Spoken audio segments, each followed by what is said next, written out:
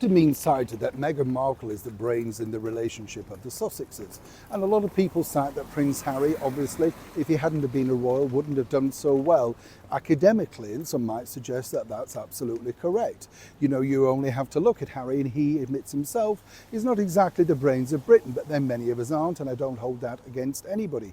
But when you sort of put yourself up there as a person who's a leading light, and Meghan has, let's not forget, as somebody who knows what they're doing, you know, somebody who's an entrepreneur, set up a vlog, appeared in a bit of a soap opera, that sort of stuff. You can understand for Harry how he may have just thought, wow, you know, this woman can do it all. But clearly what's now evolving in the cracks of their marriage is the fact that Harry's ideas seemingly are far more, well, shall we say, in keeping with what they should be doing, rather than Meghan's, well, strange ideas to make sure that she clutches hold of celebrity. Let me explain.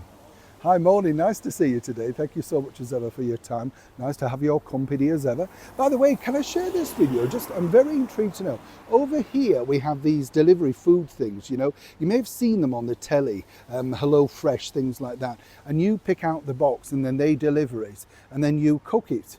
And apparently the things are going down because of the cost of living crisis. Two things that strike me, no surprise there, right? And secondly, who wants a box delivered where you've got to cook it? Are you with me? I just thought, what, you've got to cook it? It doesn't come ready? No, I mean, if I was going to splash out, and I never would, as you know, can't prise that wallet open. I did that once for tickets to I think it was a Blondie concert many years ago. Never again. Yes, I never recovered. But the thing was, on a serious note, I didn't get that. I thought, well, why don't you just buy your own ingredients and make it? But apparently it's the throwaway digital society that, oh, well, they deliver it. And you think, yeah, and? It's a little bit like this story, of course. It could have delivered Meghan and Harry some much needed positive publicity. And when you think about it, although it was a strange thing to do, it was a big payday for the former royals. And this is the sort of deals they're now going to get. I've told you before, there were many things on the table for the very similar royals of the 1930s that were Wallis and Edward. You know, people, a little bit of stardust thrown on that, they'll chuck some money at it. And this is what's happening to Harry and Meghan now. And when you think about it, what's fascinating about this particular stuff is the fact that there was Harry out in New York City helping, of course, to promote a chat show and a sort of immersive event, a horror thing with Jimmy Fallon, right? The Tonightmares. And I told you, it's a strange thing.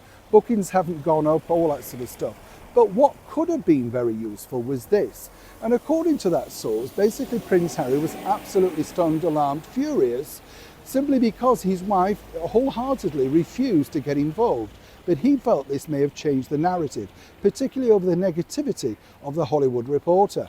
You see, at the beginning, the negotiations were for them both to attend. And the idea was that they would show a fun side, a bit of a date night, you know, maybe having a hot dog in New York City, that type of thing, you know. Painting them, dare I say, very similarly to the video of William and Catherine, who were showing their fun side, more intimate side, in her recent video to conclude her chemotherapy. You see how this works in the world of celebrity. And apparently things were going really well and all that sort of stuff. And then Meghan felt this wasn't her. She didn't want to produce that side of herself, didn't want to show that side, didn't really care about the horror things, thought it might backlash on her as being a nightmare, that sort of stuff. And that's truly the reason in the end why Harry ended up doing this alone. Of course, he still picked up big bucks. It didn't really do very well for NBC Universal. It got people talking about it, and we're still talking about it now. But the PR that's engulfing Harry and Meghan, the negative PR, is phenomenal because, quite frankly, people are warming more to him now, but negativity to her.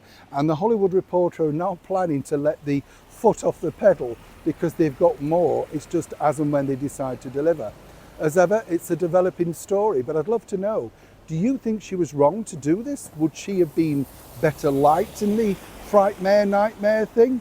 Or, again, was Harry thinking not necessarily with his head, but more with his heart? I think she should have gone along with it personally, but as ever, over to you. Neil Sean in the very heart of London.